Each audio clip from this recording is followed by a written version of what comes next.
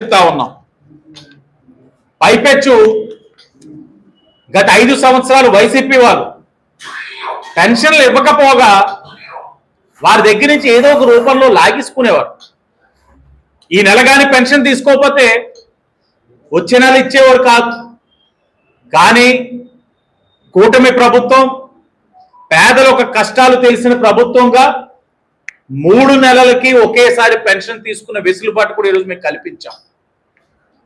ఇది ప్రజల పట్ల చిత్తశుద్ధి, వాళ్ళకి సంక్షేమం అందించాలన్న ఆలోచన కలిగిన ప్రభుత్వం కూటమి ప్రభుత్వం అనడానికి ఇది నిదర్శనం. 3 నెలలకు ఒకసారి మీరు పెన్షన్ తీసుకున్న వెసులుబాటు కల్పించాం.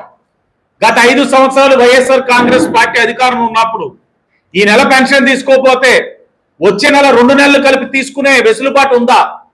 లేదే. ఈ నెల తీసుకోకపోతే అయిపోయిందే, ఆ డబ్బంతానికి ఖజానా పోయిందే. ఎవరైనా కొన్ని కారణాలు రీత్యా బయట ఊరికి వెళ్ళొచ్చు, లేకపోతే ఇంకెక్కడ హాస్పిటల్లో ఇంకేదైనా కారణాలు అవ్వచ్చు. ఇవన్నీ గ్రహించే మేము 3 నెలలకు ఒకసారి పెన్షన్ తీసుకునే వెసులుబాటు కల్పించాం. మీరు గమనించండి, ఒక వితంతు పెన్షన్ కానీ, ఒంటరి మహిళ పెన్షన్ కానీ, కళాకారుల పెన్షన్ కానీ, కల్లుగీత కార్మికుల పెన్షన్ కానీ, ఇవన్నీ కూడా ఆనాడు తెలుగుదేశం పార్టీ చంద్రబాబు నాయుడు గారు ఆలోచనతో ఇవ్వడం జరిగింది. ఈరోజు కూటమిగా మేము ఏం ఆలోచించాం? ఏదైతే ఈ వితంతు పెన్షన్ ఇస్తా ఉన్నామో, ఇంటి పెద్ద ఎవరైనా చనిపోతే వారు ఏ విధమైన ఆత్మస్థైర్యం కోల్పోకూడదు, ఇబ్బందులు పడకూడదు అని చెప్పి ఈరోజు కూటమి ప్రభుత్వం ఇంటిలో పెద్ద ఎవరైనా చనిపోతే 15 రోజుల్లో వారు పెన్షన్లు పెట్టుకుంటే వెమ్మటనే పెన్షన్ వచ్చే కార్యక్రమం కూడా మేము తీసుకున్నాం.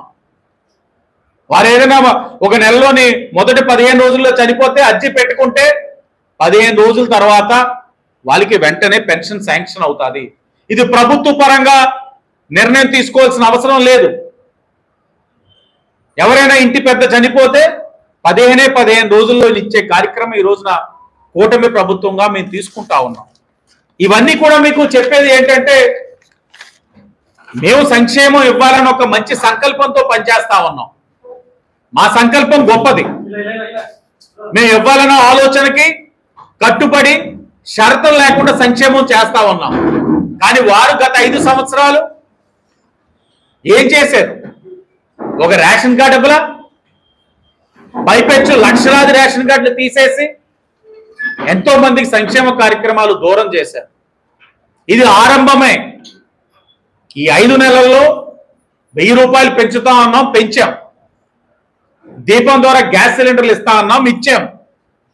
ఉచిత బస్సు ప్రయాణం అన్నాం. పండగ వచ్చే సంక్రాంతికి అది మహిళలకి కానుకగా ఇస్తా ఉన్నాం. అలాగే పెన్షన్లు ఇస్తామన్నాం. వీటన్నిటికీ ముడిపడ్డాది రేషన్ కార్డులు కాబట్టి జనవరిలో కొత్త రేషన్ కార్డులు ఇస్తా ఉన్నాం.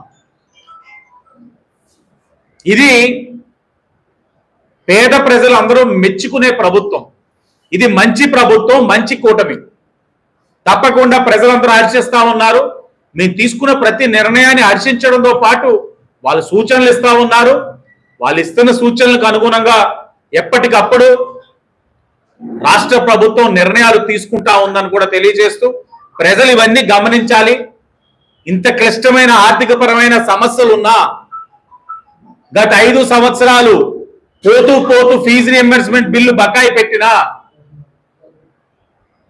ఎన్టీఆర్ ఆరోగ్యశ్రీ నెట్వర్క్ హాస్పిటల్ బకాయిలు పెట్టినా, కాంట్రాక్టర్ల బిల్లులు బకాయిలు పెట్టినా, అనేక విధాలుగా బకాయిలు పెట్టినా అన్ని బకాయిలు తీర్చుకుంటూ నెట్వర్క్ హాస్పిటల్స్ కి ఎన్టీఆర్ వైద్య సేవలు ఇబ్బందులు లేకుండా డబ్బులు ఇస్తా ఉన్నాం. ఫీజు రియంబర్స్మెంట్ కి ఒక్కొక్కటిగా డబ్బులు ఇస్తా ఉన్నాం. 5 సంవత్సరాలు ఏ రోడ్లు ఏ గుంతలు పూడ్చని పరిస్థితుల నుంచి ఇప్పుడు ప్రతి రోడ్డు గుంతలు పూడుస్తా ఉన్నాం. కాంట్రాక్టర్ బకాయిలు తీరుస్తా ఉన్నాం. ఒక్కొక్కటిగా చేసుకుంటూ రాష్ట్రాన్ని గాడిలో పెడతా ఉన్నాం. చాలా ఆశాజనంగా ఉంది. భవిష్యత్తులో ఇచ్చిన ప్రతి మాటని కట్టుబడి